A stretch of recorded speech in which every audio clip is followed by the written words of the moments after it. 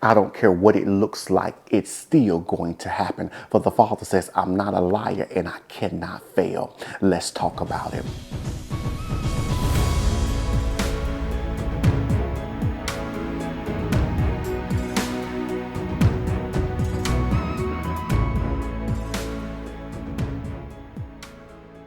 I was thinking about this scripture that is found in Lamentations chapter 3, verse 25, that declares the Lord is good to those who wait upon him. And this is why the enemy wants you to be frustrated and aggravated and get you out of posture and get you out of position, because he understands if you wait on God, God will come through. But he wants you to take matters in your own hands, so you will make a mistake. But the Father says, 'tis the season to stay in postures, to stay in position, and to stay in place. Somebody put at the bottom of the screen, I'm going to stay in posture, I'm going to stay in position, I'm going to stay in place. He says, God says, I'm going to bless those who know how to be steadfast and unmovable. I'm blessing those who know how to wait on me. I'm blessing those who know how to trust me even in this. The Father says, do not grow weary and well doing, for you shall reap if you faint not. And that's what the enemy wants you to do. He wants you to miss your reaping season. He wants you to think that you have missed what God's trying to give you.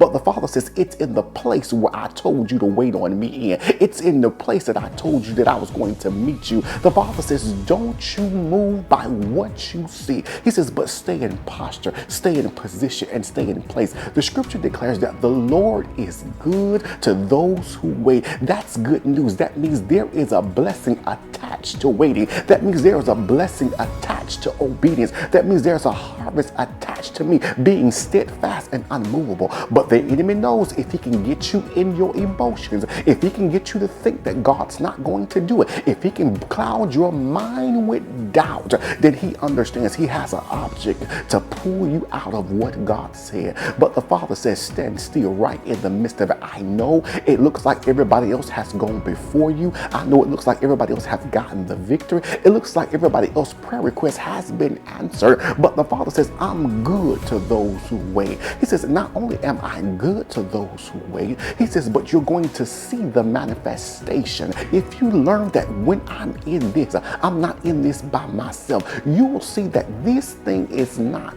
overnight, it's over time. But that's what the enemy wants you to do, is to make you think that God is not going to come through. But the Father says, this thing is not overnight, it's over time. So wait on him. Even when it seems like I got other options that's better than God, wait on him. Even when it seems like I know another way out, wait on him. Because if you wait on God, the Father says it'll be well worth it. If you wait on God, God says, I'll come through. I'll bless your socks. So God says, I'll make it look like you didn't go through nothing. God says, I'll make the pain pay you. If you wait on God, I'll make the pressure pay you. If you wait on God, the Father says, not only will you see victory, he says, but you will see healing in the midst of it. That's what waiting does. It builds your faith. That's what waiting does. It gives God permission to do what he do best. But the enemy wants you to rush what's already been assigned to you. Whoever rushed to an assigned seat with your first and last name on it, the Father says, stop rushing to something that I'm going to give you. He says, but wait on me. He says, because I'm not trying to just give you blessings. He says, but I'm trying to increase you in your faith. I'm trying to increase you in your word life. I'm trying to increase you in everything about you. He says, because I wish above all things that you will prosper, be in good health, even as your soul prosper. So wait on him.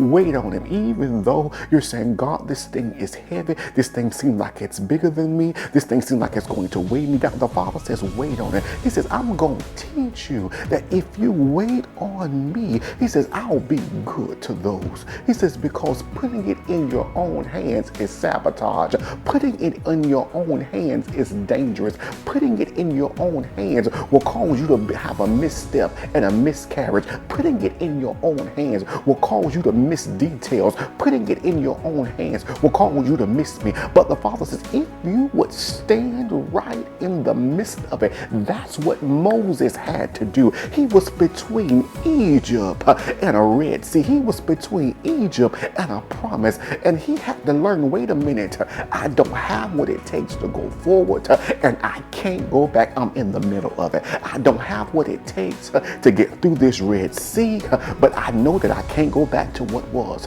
The Father says, stretch out your hand. Oh, yatamandoko shatabaya. That's what God is saying in this season. He says, as you're waiting, stretch out your hand. What does that represent? It represents worship. What that represents? It represents yielding. The Father says, that's what I want you to do in this waiting season. I want you to worship while you wait. I want you to yield while you wait. I want you to come into agreement while you're waiting, because your waiting is producing patience. Your waiting is producing perseverance. Your waiting is producing a strength and a glory. And as he stretched out his hands, the Red Sea began to open up. And I'm telling you, maybe what we're waiting on is not for God to come through. Maybe we're waiting for you to stretch out your hand, because as you stretch out, God says, I'll stretch out in your situation. As you stretch out, God says, I'll stretch out in your circumstance. As you stretch out, God says, I'll stretch out in you.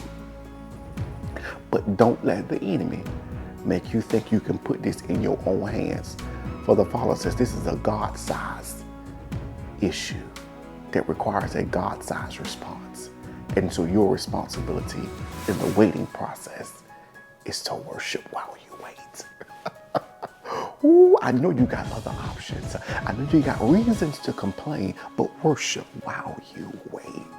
Because that's what confuses the enemy. Because the enemy is trying to figure out, why are you not tripping? I'm not tripping because I got good news. That many are the afflictions of the righteous, but it's the Lord delivers us out of them all. That's why I'm not tripping, because I understand he always comes through to those who wait on him.